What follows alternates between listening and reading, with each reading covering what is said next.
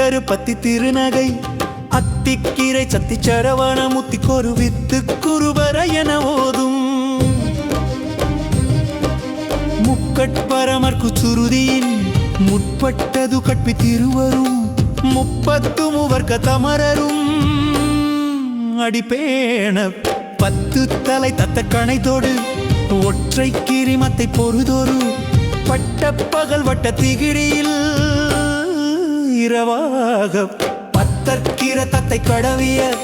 பச்சை புயல் மெச்ச தகு பொருள் பட்சத்தோடு ரட்சி தருள்வதும் ஒரு நாள்